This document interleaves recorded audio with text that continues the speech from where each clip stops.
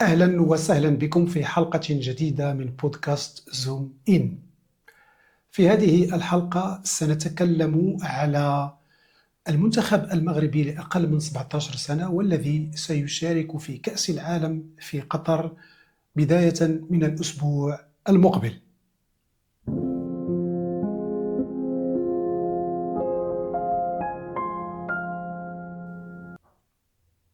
أهلا بكم من جديد. أول بطولة جرت لكأس العالم لأقل من 17 سنة كانت في الصين سنة 1985، وفاز بها بلد إفريقي كأول منتخب يفوز بهذه الكأس، وفاز بها على ألمانيا الغربية بهدفين دون رد.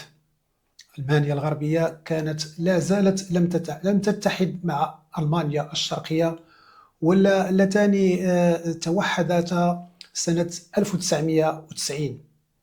نيجيريا تعتبر صاحبة الرقم القياسي ب5 كؤوس، مع أنها ضيعت 3 كؤوس أخرى، أي ضيعت 3 نهائيات أخرى، ما مجموعه 8 نهائيات. البرازيل هي صاحبة المركز الثاني، فازت ب4 كؤوس.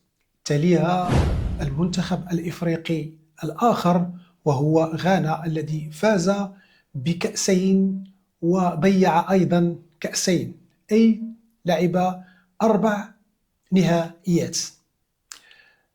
النسخة الثالثة فازت بها السعودية، وفازت سنة 1989 أمام البلد المنظم اسكتلندا، وبذلك يكون المنتخب العربي الوحيد الذي فاز بكأس العالم لأقل من 17 سنة.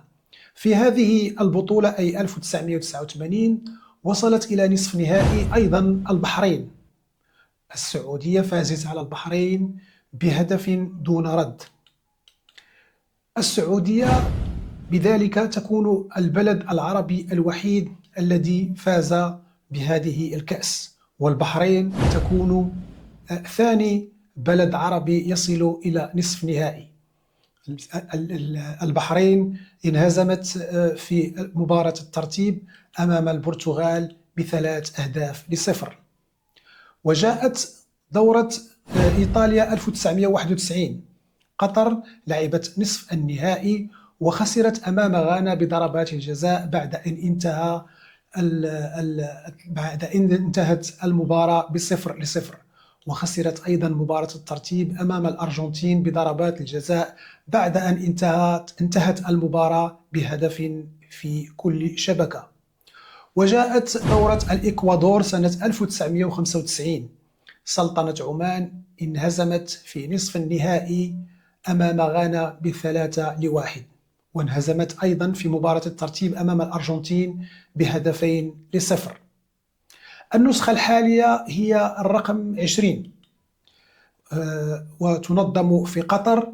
قطر التي ستنظم 4 نسخ متتالية بعد الدورة الحالية، أي إلى 2029. وأول مرة في هذه الدورة يشارك 48 بلدا عوض 24، وكان هذه النسخة تعتبر موسعة بشكل كبير. مصر هي أول دولة عربية تنظم كأس العالم لأقل من 17 سنة، وكانت سنة 1997، وفازت بها البرازيل لأول مرة. الإمارات في 2013 نظمت البطولة، وفازت بها أيضا نيجيريا. هذه البطولة عرفت مشاركة المغرب، والذي أنا شخصيا كنت قد شاهدت مباريات المغرب هناك في الإمارات في الفجيرة. المنتخب المغربي كان ضمن المجموعة الثالثة إلى جانب كرواتيا وأوزبكستان وبنما. فاز على كرواتيا ب3-1، وتعادل مع أوزبكستان ب0-0، وفاز على بنما ب4 أهداف لهدفين. في تلك البطولة يعني كانت هناك أسماء جيدة جدا، مثلا كزهير مترجي وليد الصبار وكريم أشهبار، لكن مع الأسف هذه الأسماء يعني لم تطور نفسها ولم تذهب بعيدا، ويعني كان من المنتظر أن نراها في فرق عالمية.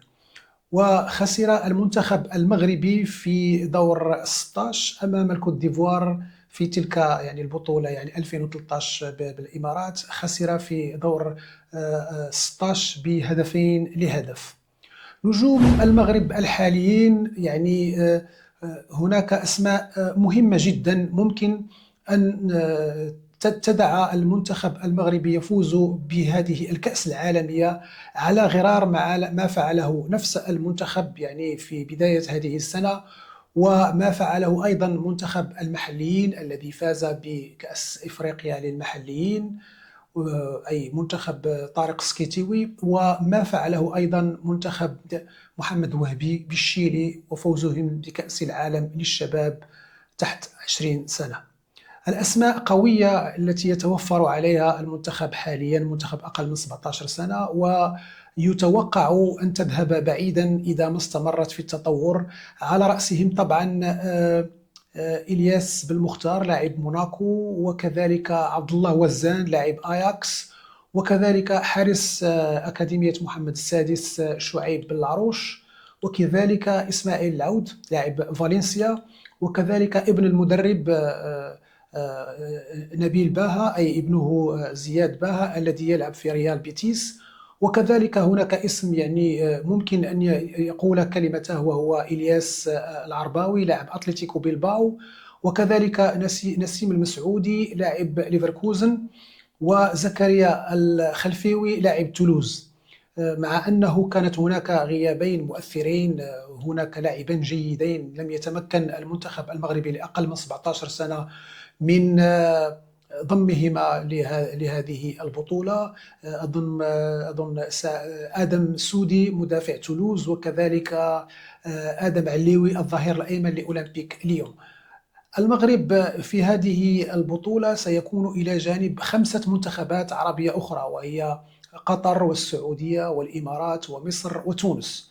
المغرب يوجد في المجموعة الثانية، ويلعب إلى جانب اليابان والبرتغال وكاليدونيا الجديدة. قطر صاحبة الأرض والجمهور ستكون في المجموعة الأولى إلى جانب إيطاليا وجنوب إفريقيا وبوليفيا. السعودية في المجموعة الأخيرة المجموعة 12 إلى جانب كل من مالي والنمسا ونيوزيلندا. الإمارات ستكون إلى جانب السنغال وكرواتيا وكوستاريكا.